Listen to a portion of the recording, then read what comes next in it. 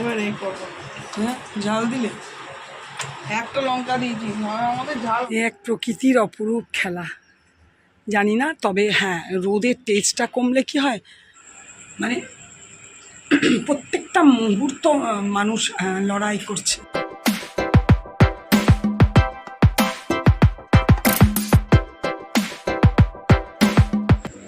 আজকে দেখো চায়ের কাপ নিয়েই ভিডিওটা শুরু করলাম। এখানে টিভিতে গান হচ্ছে, মাও বসে আছে, মাও চা খাচ্ছে। দাদা এইমাত্র ডিউটি চলে গেল, আর আমি আর মা এখানে বসে চা খাচ্ছি।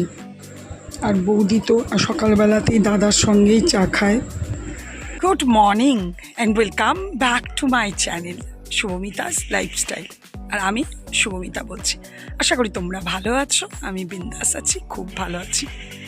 বিভৎস ওয়েদার খারাপ, যাই হোক বলে লাভ নেই কোনো, সর্বত্রই এরকম ওয়েদার, তবে প্রচণ্ডই আজকে খারাপ। আমার চান পুজো সমস্ত কিছু হয়ে গেছে, টিফিন খাওয়াও হয়ে গেল। তোমাদের সাথে অবশ্যই সব কিছুই শেয়ার করব একটু করে। আর আজকে তো মানডে, আমি তো এখানেই আছি। তো ঠিক আছে, চলো দিনটা শুরু করেছি। তোমরা যে যেখান থেকে, দেশ বিদেশ যেখান থেকে আমার ভিডিও দেখছো, প্রত্যেককে জানাই অশেষ ধন্যবাদ। ছেলে তো মানে কি বলবো, কলকাতায় স্বাভাবিক।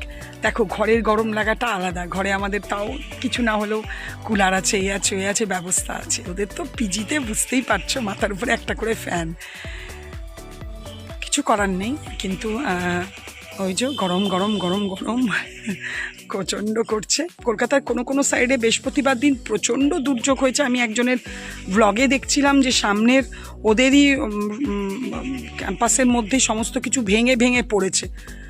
যাই হোক, সেটা এত বড় কথা নয়। বড় কথা হচ্ছে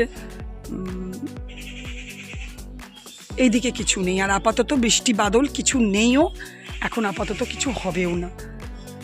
চলো, যেভাবে দিন চলবে চালাতেই হবে।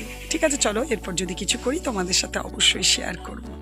চলো, এই দেখো আমার লাড্ডু সোনা, আমার যতটা যেরকম আমি পুজো করি আমার করা হয়েও গেছে।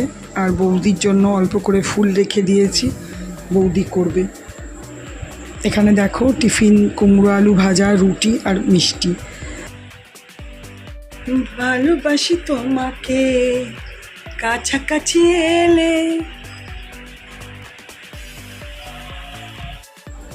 এখানে দেখো বৌদি একটা পাতা বাটার রেসিপি করছে। তোমরা অনেকেই খেয়েছো, আমাদের বাড়িতে অনেকবার হয়েছে, কিন্তু আমি বৌদির হাতে প্রথম খাবো।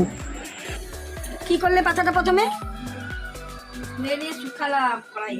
কড়াইয়ে তেল দিয়ে নাড়লে? না, শুধু খারগোল পাতাটা ধুয়ে নিয়ে পেস্ট করে রসুন দিয়ে পেস্ট করছো?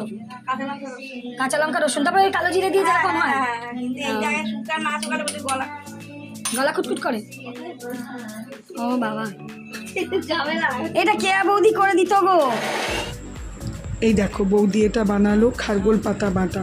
এটা কিন্তু মুখের জন্য, মানে খাওয়ার ইয়েতে খুবই ভালো, কাঁচা লঙ্কা দিয়ে। আর এই দেখো এটা মোরলা মাছ, এখানে আছে কাজলি মাছ, আর এখানে আছে রুই মাছ। বৌদির তো যথারীতি পাতা বাটার ওই রান্না হয়ে গেল রেসিপি। আর কি করেছে জানি না। আমি এখানে করতে চলে এসেছি ঝিঙে আলু দিয়ে মাছের ঝোল করব। আলুটা এখানে একটু সিটি দিয়ে নিচ্ছি, তাহলে তাড়াতাড়ি হবে। কারণ জানোই তোমরা যে ঝিঙেটা সেদ্ধ হয়ে যাবে, কিন্তু কাঁচা আলু দিলে আলুটা সেদ্ধ হবে না। মাছগুলো ভাজা হয়ে গেছে, প্রথমে পেঁয়াজটা ভেজে নেব, তারপর যথারীতি ঝিঙে টমেটো সমস্ত কিছু দিয়ে, সমস্ত মশলা দিয়ে আগে কষে নেব, তারপরে সেদ্ধ আলুগুলো দেব। এই দেখো এখানে আমি প্রথমে পেঁয়াজটা ভেজে নিয়েছি, তারপরে ঝিঙেটা আর টমেটোটা দিয়েছি। আলুগুলো কুকার থেকে বার করে নিয়েছি, সমস্ত ড্রাই স্পাইসের সঙ্গে আদা রসুন বাটা সমস্ত কিছু দিয়ে দিয়েছি, নুন হলুদ। এবার আমি দিয়ে দেবো আলুগুলো। এই দেখো আলুগুলো দিয়েও একটুখানি ভেজে নেবো, কারণ মশলাগুলো আলুর ভেতরে সব ঢুকবে। তারপরে দেখো যথারীতি জল দিয়ে দিয়েছি, ফুটলে মাছগুলো দিয়ে নেব।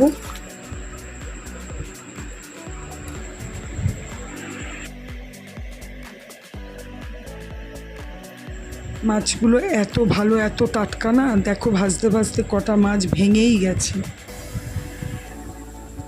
এরপরে দেখো আমি বৌদিকে বললাম দাও করে দিচ্ছি মোরলা মাছের টক। একটু কিচ্ছু না, হালকা করে ভাজবো, বেশি ভাজতে নেই। ভাজতে ভাজতেই এর মধ্যে আমি 5 ফোড়ন আর শুকনো লঙ্কা দিয়ে দেবো। এই দেখো দিয়েও দিয়েছি, তেঁতুলের পাল্পটা বার করে দেব আর গুড় দিয়ে করব। নুন হলুদ তো আন্দাজ মতো দিয়েইছি।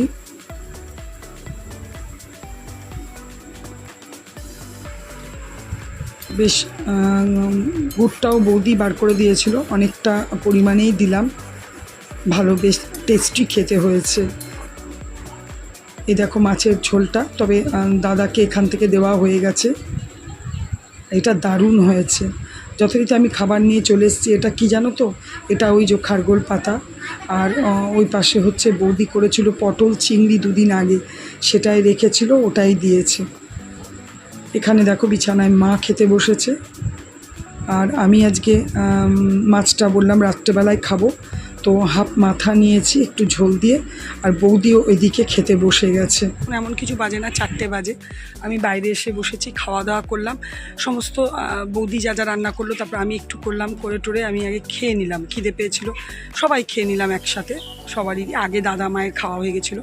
তোমাদের দাদা তো দুপুরে আজকে আসেনি খেতে, আসবেও না মনে হচ্ছে, এত রোদে গরমে কদিন ধরে তো আসছেই না। তো খেয়ে নেওয়ার পরে আমি আবার একটু ফ্রেশ হলাম, তো একটু জল টল ঢেলেলাম, আরাম করে বাইরে এসে চুলটা ছাড়ালাম, বসলাম, ভাবলাম তোমাদের সাথে একটু কথা বলবো, তারপরে ঢুকবো।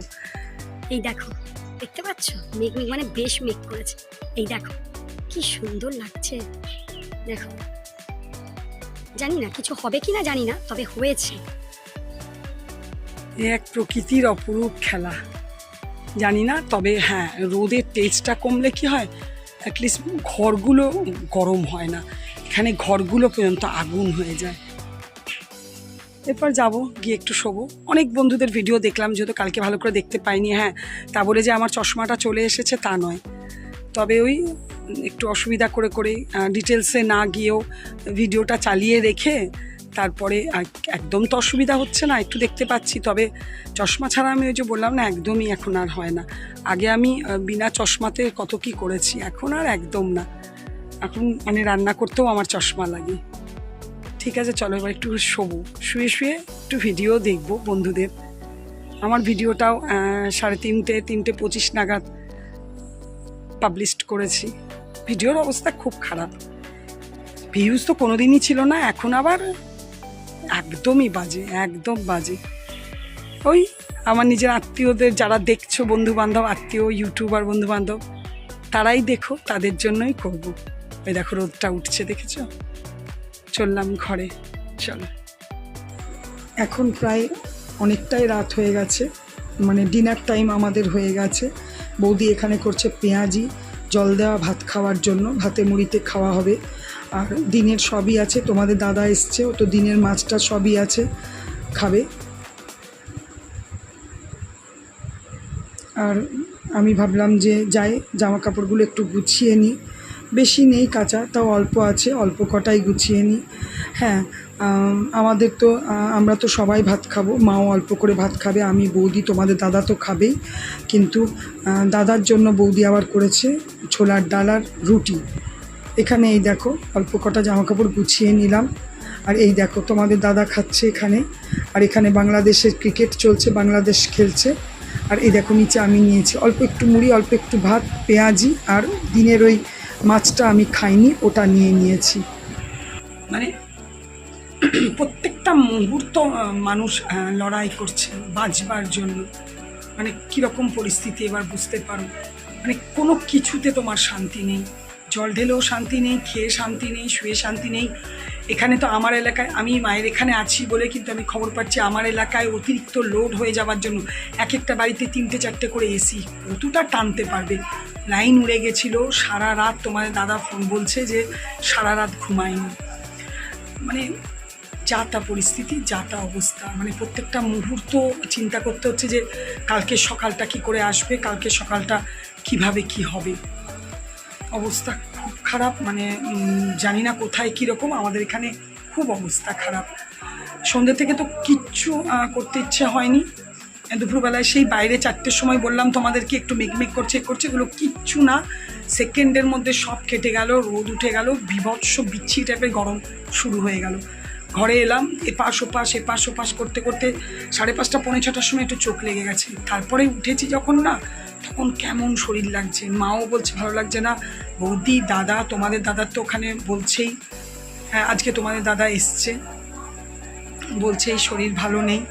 এখানে এসেছে, দেখালাম, খাচ্ছিল, বললাম। তো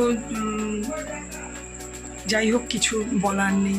জানি প্রত্যেকের কষ্ট হচ্ছে, প্রত্যেকটা জায়গাতেই এরকম, কিন্তু তাও আমি আমার পরিবেশটা গল্প করলাম যে কীরকম অবস্থা, আমরা কীরকম প্রত্যেকটা মুহূর্তে বাঁচার জন্য লড়ছি।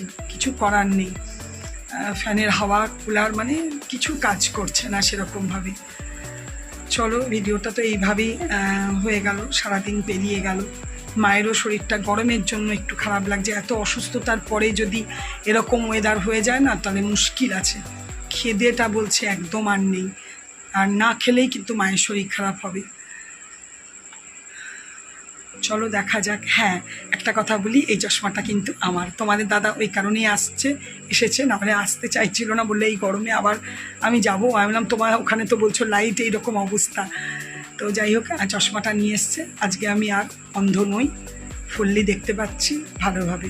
অনেক বন্ধুদের সারা দিনে ভিডিও দেখেছি, সারাদিন মানে মায়ের চশমাতেই দিনে এটা কষ্ট করে দেখেছি। সন্ধ্যের পর থেকে যখন তোমার দাদা আসার পর যখন চশমাটা পেলাম, তারপর থেকেও অনেক বন্ধুদের ভিডিও দেখলাম। চলো তাহলে আজকে ভিডিওটা এখানেই শেষ করব। আর যদি কিছু ভালো লেগে থাকে তাহলে অবশ্যই লাইক কমেন্ট করো, আর অবশ্যই আমার চ্যানেলটাকে সাবস্ক্রাইব করো। আর একটা কথা তো অবশ্যই বলবো, যারা প্রথম আমার ভিডিও ভিজিট করছো, প্রথম দেখছো, যদি কিছু ভালো লেগে থাকে ভিডিওটার মধ্যে, তাহলে প্লিজ ভিডিওটা অবশ্যই সাবস্ক্রাইব করে যেও। আর পাশে থাকা বেলটাকে অল করে দিয়ে যেও, তাহলে আমি যখন যা ভিডিও ছাড়বো তোমাদের কাছে নোটিফিকেশন পৌঁছে যাবে। চলো তাহলে রাখছি। তোমরা ভালো থেকো, সুস্থ থেকো, সাবধানে থেকো। Good night, tata.